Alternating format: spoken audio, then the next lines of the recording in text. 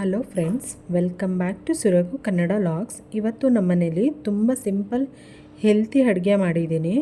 ಅದು ರಾಗಿ ಮುದ್ದೆ ಮತ್ತು ಸೊಪ್ಪಿನ ಸಾರು. ಮೊದಲಿಗೆ ನಾನಿಲ್ಲಿ 4ರಿಂದ 5 ಥರದ ಸೊಪ್ಪು ತೊಗೊಂಡಿದ್ದೀನಿ. ಪಾಲಕ್ ಸೊಪ್ಪು, ಮೆಂತ್ಯ ಸೊಪ್ಪು, ಸಬ್ಸಿಗೆ ಸೊಪ್ಪು, ಹಾಗೆ ಚಕೋತ ಸೊಪ್ಪು ಮತ್ತು ದಂಟಿನ ಸೊಪ್ಪು. ಇಷ್ಟು ಸೊಪ್ಪನ್ನ ಕ್ಲೀನ್ ಮಾಡಿಕೊಂಡು 5ರಿಂದ 6 ಸಲ ಚೆನ್ನಾಗಿ ತೊಳ್ಕೊಂಡಿದ್ದೀನಿ. ಯಾಕಂದರೆ ಸೊಪ್ಪಲ್ಲಿ ತುಂಬ ಮಣ್ಣಿರುತ್ತಲ್ಲ ಅದಕ್ಕೆ.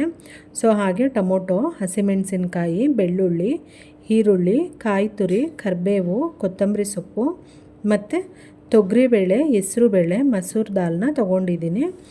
ಎಲ್ಲನೂ ಕ್ಲೀನಾಗಿ ತೊಳ್ಕೊಂಡು ಕುಕ್ಕರ್ಗೆ ಹಾಕಿ ರುಚಿಗೆ ತಕ್ಕಷ್ಟು ಉಪ್ಪು, ಅರಿಶಿನ, ಜೀರಿಗೆ ಹಾಕಿ ಸ್ವಲ್ಪ ನೀರು ಹಾಕಿ ಕುಕ್ಕರ್ ಲಿಡ್ ಕ್ಲೋಸ್ ಮಾಡಿ 4ರಿಂದ 5 ವಿಷಲ್ ಕೂಗಿಸ್ತೀನಿ.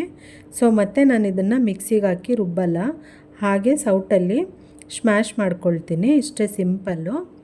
ಆ್ಯಂಡ್ ಒಂದು ಸೈಡಲ್ಲಿ ನಾನು ಮುದ್ದೆಗೆ ಇಟ್ಕೊಂಡಿದ್ದೀನಿ. ಇದಕ್ಕೆ ಸಾಂಬಾರಿಗೆ ಒಗ್ಗರಣೆ ಕೊಡಬೇಕಲ್ವಾ, ಅದಕ್ಕೆ 1-2 ಸ್ಪೂನು ಎಣ್ಣೆ ತೊಗೊಂಡಿದ್ದೀನಿ. ಎಣ್ಣೆಗೆ ಸಾಸಿವೆ, ಜೀರಿಗೆ, ಬೆಳ್ಳುಳ್ಳಿ, ಸ್ವಲ್ಪ ಈರುಳ್ಳಿ ಮತ್ತು ಬ್ಯಾಡಗಿ ಮೆಣಸಿನ್ಕಾಯಿನ ಹಾಕ್ಕೊಂಡು ಚೆನ್ನಾಗಿ ಫ್ರೈ ಮಾಡ್ಕೋಬೇಕು.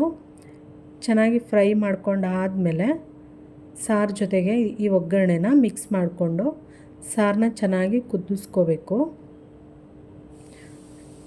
ಇವಾಗ ಇದನ್ನು ಆ್ಯಡ್ ಮಾಡ್ಕೋತೀನಿ.